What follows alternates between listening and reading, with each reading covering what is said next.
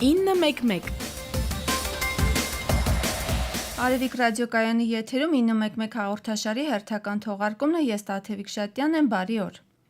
Արևիկի հարգելի ունկնդիրներ, այսօր խոսելու ենք ցրտահարության մասին եւ թեմայի շուրջ ձեր հարցերը կարող եք մեզ ուղարկել Ռադիո Արևիկի Facebook-յան էջի միջոցով։ Մենք կանդրադառնանք նաեւ դրանց։ Իմ հյուրն է ճգնաժամային կառավարման պետական ակադեմիայի ռեկտոր, փրկարար ծառայության գեներալ-մայոր Համլետ Մաթևոսյանը։ Պարոն Մաթևոսյան, շնորհակալ եմ, որ մասնակցում եք հաղորդմանը։ Այսօր, ինչպես նշեցի, խոսելու ենք ցրտահարության մասին։ Ընթացքում կպարզենք, թե ինչ պետք է անել, երբ եղանակը որոշում է տհաճ անակնկալ մատուցել բնությանը եւ մարդկանց։ Սկսենք այս երևույթի նկարագրությունից։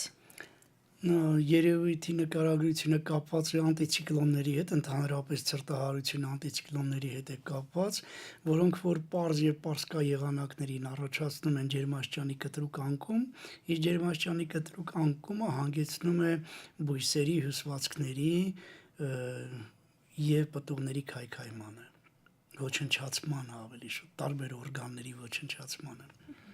Հայաստանի որ տարածքներում են ավելի հաճախ ցրտահարություններ լինում։ Գիտեք, ցրտահարությունները շատ հետաքրքիր է, որ լինում են ցածրադիր վայրերում, բարձրադիր վայրերում չեն լինում, հետևաբար հարթավայրերում ցածրադիր, օրինակ Արարատյան հարթավայրը բավականին այդ տեսակետից վտանգավոր է, այստեղ հավանականությունը ցրտահարության 45-ից 50% է ամեն տարի փաստորեն, եւ Տավուշի մարզում ընդհանրապես հովիտներում, տարբեր հովիտներում, ցածրադիր վայրերում, իսկ լեռնային մասերում չեն լինում, հիմնական պատճառը նա է, որ սառը օդը գիտենք, որ իջնում է ներքև եւ ներքևում առաջացնում է սառցելճակներ, սառը օդի լճակներ, որոնց հետևանքով տեղի է ունենում ցրտահարություն։ Ձեր ուղեցույցներում դուք ցրտահարության 3 տեսակ եք առանձնացնում, կնշեք դրանք։ Այո, իհարկե, ցրտահարության առաջին տեսակը դա ճառագայթային ցրտահարությունն է, երկրորդ տեսակը ադվեկտիվ ցրտահարությունը եւ երրորդը խառը ցրտահարություններն են։ Ճառագայթային ցրտահարությունը կապված է այն հանգամանքի հետ, որ ցերեկը տաք եղանակին հողը տաքանում է, բայց գիշերը տեղի է ունենում ջերմության անջատում եւ սառչում է ներքևի մասերում, որը կոչվում է ճառագայթային ցրտահարություն։ Այստեղ ջերմաստիճանը կարող է իջնել մինչև 2 աստիճան, մաքսիմում 3 աստիճան, իսկ ադվեկտիվ ցրտահարությունը կապված է ցուրտ հոսանքների մուտքի հետ, երբ ցուրտ հոսանքներ են մուտք գործում, ապա կարող է ջերմաստիճանը հասնել մինչև -6 աստիճանի եւ բավականին վտանգավոր լինել բույսերի համար, եւ այս երկուսի խառնուրդը կոչվում է խառը տեսակ, այսինքն երբ պարսկա այս դրանց նախորդում է այդպիսի ցուրտ հոսանքների մուտքը, ապա առաջանում է խառը տեսակ, ինչը շատ առանձնահատուկ է Արարատյան հարթավայրին։ Արարատյան հարթավայրում հիմնականում խառը տեսակներն են լինում։ Իսկ մեր տարածաշրջանին դրանցից որ տեսակն է բնորոշ։ Բնորոշ է առաջին 2 տեսակը, ճառագայթայինը եւ խառը տեսակը հիմնականում։ Հիշեցնեմ, որ իմ հյուրն է ճգնաժամային կառավարման պետական ակադեմիայի ռեկտոր, փրկարար ծառայության գեներալ-մայոր Համլետ Մաթևոսյանը եւ այսօր խոսում ենք ցրտահարության մասին։ Պարոն Մաթևոսյան, ինչ վտանգներ ու ռիսկեր է իր մեջ պարունակում ցրտահարությունը, ինչ վնասներ կարող ենք ունենալ բացասական ջերմաստիճանի դեպքում։ Տեսեք, նախ ինչից է կախված այդ ցրտահարությունը, ինքը կախված է մի շարք գործոններից։ Առաջինը ցրտահարության որ տեսակն է, որտեղ ցրտահարություն կա, որը երկարատև է եւ ցրտահարություն կա, որ կարճատև է լինում, դրանից կախված նաեւ կլինեն պայքարի մեթոդները։ Ռելիեֆից է կախված, որտեղ ինչպես ասացի, լեռնային մասերում ցրտահարություն շատ քիչ է լինում եւ բույսերը այդ մասերում գրեթե չեն ցրտահարվում, բացառությամբ լեռնային մասերում, եթե հացահատիկ են, ապա հացահատիկների համար այո, բայց այգիները ոչ։ Այս առումով տարբերություն կա, այնուհետև շատ է կախված բույսի զգայունության աստիճանից, ցրտի նկատմամբ ինչ զգայունության աստիճան կա, դրա համար մենք նույնիսկ ծառատեսակներ կան, որ համարում ենք շուտ են ցրտահարվում, եւ վնաս հասցնելու տեսակետից, թե այդ ցուրտ սառը ջերմաստիճանը ինչ տևողությամբ է ընդհանրապես ազդում, այսինքն կան մի շարք գործոններ, որոնք բերում են դրան։ Շատ զգայուն են ծառերի ծաղկակոկոմները ցրտի նկատմամբ շատ զգայուն են նաև ծաղիկները, այդ պատճառով շատ շուտ են ցրտահարվում ծաղիկներն ու ծաղկակոկոմները եւ ընդհանրապես հյուսվածքները ծառերի, որոնք բնականաբար ազդում են բերքատվության վրա։ Իսկ հնարավոր է պայքարել ցրտահարության դեմ եւ եթե այո, ինչպես։ Այո, իհարկե ցրտահարության դեմ հնարավոր է պայքարել, ընդ որում կան պայքարի ուղղակի եւ անուղղակի ճանապարհներ, նայած ինչ ազդեցություն ենք մենք թողնում, եթե ասում ենք այդ ճանապարհները մեկը փաստորեն կվերաբերվի կանխարգելմանը, մյուսը կվերաբերվի իրական ցակման դեպքում ինչ անել։ Հիմնականում կապված է հետևյալի հետ, որ եթե մենք կարողանանք այնպես անենք, որ ծառը շուտ չարթնանա, այսպես ժողովրդի լեզվով ասեմ, ինքը 1-2 օր հետաձգի իր ծաղիկ տալու process-ը, ապա մենք կարող ենք նրան այդ ցրտահարումից պաշտպանել։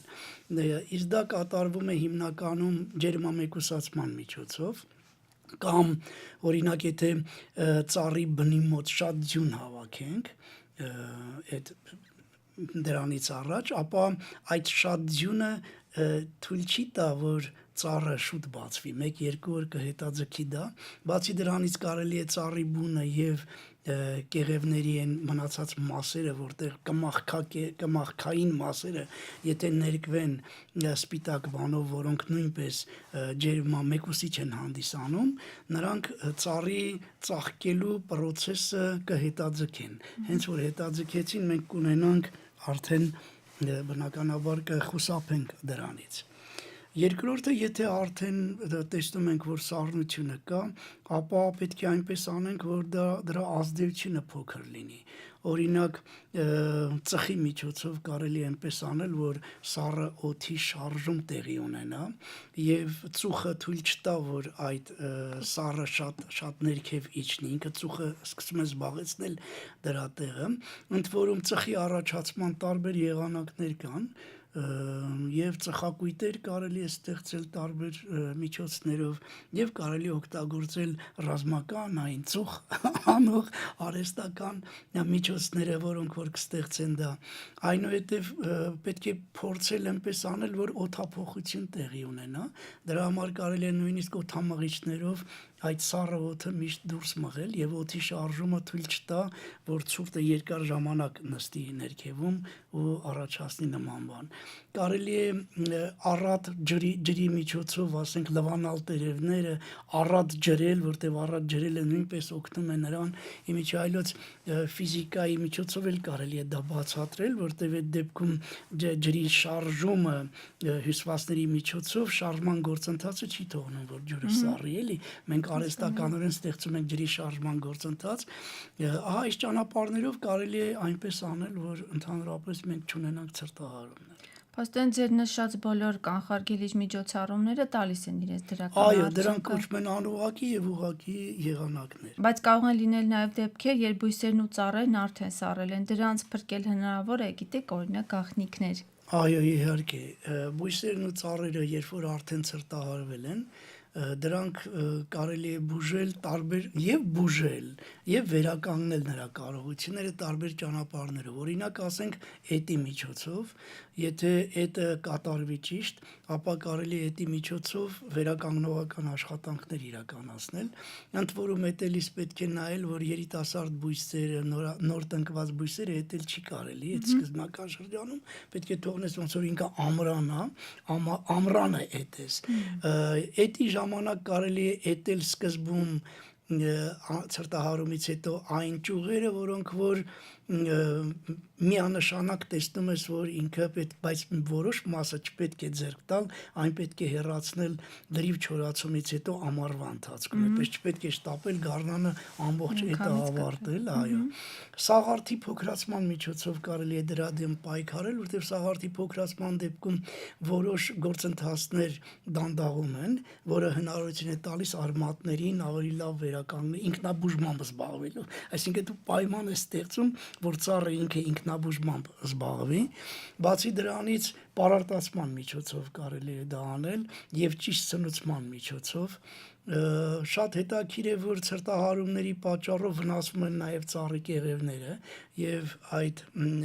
կմախքի վրա նույնպես առաջանում են այդպիսի վնասվածքներ, այդ կեղևները պետք է սուր դանակով կամ մետաղյա քերիչներով քերել, որտեղ այդ վնասված կեղևների տակ տարբեր կենդանիներ են հավաքվում, միջատներ, որոնք հետո քայքայում են ծառի կեղևը, այս եւ ծառը փչացնում են, այս տեսակետից երբ որ մաքրվում է եւ քսվում է համապատասխան նյութ, ասենք կրակատ, ենթադրենք 25%-անոց, 30%-անոց, 20%-անոց, եթե նման վերքեր կան, նայած որ ժամանակ է դա իրականացնում, որոնք նույնպես պաշտպանում են, հնարավորություն են տալիս ծառին առողջանալու։ Ցրտահարության դեմ պայքարելու ուրիշ ինչ օժանդակ մեթոդներ կան։ Օժանդակ մեթոդները հիմնականում կապված են նաև հողի պահպանման հետ, որովհետև հողի փխրեցում պետք է կատարվի, ընդ որում բնին մոտիկ 2 անգամ ավելի քիչ խորությամբ, քան բնից հեռու։ Մարդիկ ընդհանրապես հակառակն են անում, բնի մոտ խորն են առանց պատկերացնելու, որ մազանոթներ են վնասում, արմատների, մազաթելիկներ, որոնց հետո բուժման վրա ծառը ժամանակ է կորցնում եւ ինքը չի կարողանում սնունդը տալ դեպի վերև։ Այս առումով դա եւ ծառերի շարքերի միջև պետք է հողը փխրեցնել, փորել հողը փխրեցնել, որպեսզի կարողանան հողը պահպանել, որտեղ հողի պահպանումը կարևոր է ինչով այդպիսի մշակված տարածքներով հողը սնուցում է ստանում եւ օդից եւ օդերևույթաբանական երևույթներից։ Պարոն Մաթևոսյան, ձեր նշած կանխարգելիչ բոլոր միջոցառումները երբ պետք է սկսել անել։ Ընդհանրապես պետք է հետևել եղանակի տեսությանը եւ եթե սպասվում են այդպիսի բաներ ու ուշադիր նայել թե ինչ վիճակում է այգին գտնվում, անմիջապես դրանից առաջ պետք է անել։ Շատ կարեւոր է այս տեղեկատվությանը ծանոթ լինել եւ իմանալով արդեն, որ սպասվում են ցրտահարություններ, բայց ծառն էլ զգում ես, որ արթնացել է, արդեն պետք է նախապատրաստել ծխապատման ճանապարհ, մյուս ինչ որ ասացի։ Հուսանք ձեր խորհուրդները լսեցին մեր այգեգործները եւ կհետևեն դրանց։ Պարոն Մաթևոսյան, հաղորդման այս հատվածում խոսենք նաեւ մարդկանց ցրտահարվելու մասին, դա եւս կարեւոր է իմանալ։ Խնդրեմ։ Գիտեք, մարդկանց ցրտահարությունը ինչու է կարևոր իմանալ, որտեղ նույնիսկ կան մասնագիտություններ, որոնք այսպես թե այնպես առնչվում են ցրտահարության հետ։ Օրինակ ասենք ալպինիզմը, հատկապես ձմեռային ալպինիզմը անմիջականորեն առնչվում է դրա հետ, ընդ որում ինչու եմ ալպինիզմը ասում, որովհետև դա կապված է նաև քամիների հետ։ Եթե ասենք ժայռամագլցման ժամանակ բավականին ցուրտ եղանակ է, բայց դրան գումարվում են նաև քամիները, բնականաբար ցրտահարության շատ մեծ վնաս կան։ Դահուկային սպորտով զբաղվողները, որոնք կարող են ցրտահարվել, ընդհանրապես ձմեռային արշավների դուրս եկող մարդիկ, որոնք պարզապես արշավների են դուրս գալիս։ Այս առումով պետք է իմանալ, որ ցրտահարության ժամանակ եւ կարելի է օգնություն ցուցաբերել եւ կարելի է այնպես անել, որ մարդը խուսափի ցրտահարություններից։ Այ ինչից պետք է հասկանանք, որ ցրտահարվել ենք, կան ինչ-որ նշաններ։ Նշաններ կան, այդ նշանները կապված են առաջին հերթին տեսողության հետ, որտեղ մաշկի գույնի փոփոխություն է տեղի ունենում, մաշկի գույնը կարող է մոմանման դառնալ, կարող է ճերմակ կապտավուն գույն ստանալ ինքը, այնուհետև սառնությունից կարելի է դա զգալ, բացի այդ մարդը ինքն է զգում, ասենք անզգայացման գործընթացներ են տեղի ունենում, ծակոցներ են տեղի ունենում, այո, իհարկե կարելի է դա շատ շուտ զգալ, որ այդպիսի գործընթաց է կատարվում։ Նկատի ունեմ, որ մասն մարմնի ավելի շուտ սառում։ Մարմնի որ մասերն են սառում, այն մասերը, որոնք շփվում են օդի հետ, այսինքն քիթը, ականջները, դեմքը, այո, բացի դրանից ձեռքերը, ձեռքերի մատները, վերջույթները, ոտքերի մատները կարող են սառել, ոտնաթաթերը, ընդ որում այդ սառելը կապված է նաև կոշիկներից, թաց կոշիկներ կարող են լինել, թաց ձեռնոցներ կարող են լինել, խոնավ, նման հիմնականում վերջույթներն են եւ դեմքի մասերը։ Իսկ այդ նշանները նկատելու դեպքում ինչպես պետք է օգնենք տուժածին, ինչ կարելի անել այդ ժամանակ եւ ինչից պետք է խուսափել։ տեսեք, ընդհանրապես լավ կլներ մենք բանանենք, որ 3 տեսակի ցրտահարություններ կան։ Որոնք են դրանք։ Հա, ցրտահարություններ կան, որոնք կոչվում են մակերեսային, այսինքն ինքը տենց առանձնապես խորը բաներ չի թողել, մակերեսայինի դեպքում միայն վերին հյուսվածքներն են ցրտահարվում, վնասվում։ Կա մասամբ թափանցող ցրտահարություն, որտեղ արդեն մաշկի 2 շերտերն են վնասվում, եւ կա խորը թափանցող ցրտահարություն, որի ժամանակ հյուսվածքները նույնպես վնասվում են, բայց բոլոր դեպքերում անհրաժեշտ է հանել կոշիկները, գուլպաները, այդ թաց ձեռնոցները եւ շատ զգուշ դրանք նոր կոշիկներ, ոչ թաց ձեռնոցներ եւ այլն փոխարինել, բայց շատ կարեւոր է իմանալ, որ այդ մարմնի չի կարելի հենց այնպես տաքացնել։ Օրինակ շատերը կարող են տաքով փչել, բան չի կարելի։ Պետք է տաքացումը կատարվի մարմնի ջերմաստիճանի միջոցով, դնել ձեռքերը թևատակերին, կրծքի վրա, այսինքն մարմնի ջերմաստիճանի միջոցով փորձել տաքացնել։ Շատ կարևոր է, որ մարդու մատների վրա եւ ձեռքին չպետք է թողնել զարդեղեն ու ժամացույց, ինչու որտեղ ժամացույցի զարդեղենի միջոցով ջերմության անջատում է տեղի ունենում, առանց այն էլ մարմինը սառն է, եղած ջերմությունն էլ նրանց միջոցով տրվում է դեպի մթնոլորտ, մյուս կողմից էլ եթե այտուցվեց, հետո ինքը կարող է այլ հիմնախնդիրը առաջացնել, չկարողանան հանել եւ դա բերի վիրահատական գործընթացների իրականացման, այդ պատճառով դրանցից մարմինը պետք է ազատել անպայմանորեն, որից հետո անհրաժեշտ է այդ փոքրիկ տաքացումը բանը իրականացնել մարմնի ջերմաստիճանի միջոցով, այդ տաք հագցնել եւ փորձել տեղափոխել տաք վայր։ Միանգամից կարելի է տաք վայր տեղափոխել։ Միանգամից տեղափոխել տաք վայր կարելի է, բայց տաքություն տալ չի կարելի։ Ասենք եթե մարդու ոտքերը ցրտահարված դնում են ջրի մեջ կամ ձեռքերը, ապա պետք է անպայմանորեն սկսել 20 աստիճանից եւ 30 րոպեի մեջ հասցնել մինչեւ 40 աստիճանաբար։ Ընդ որում շատ թույլ հարկավոր է տրորել այդ մասերը, բայց եւ զգուշ լինել այն բշտիկներին չկպչել, որտեղ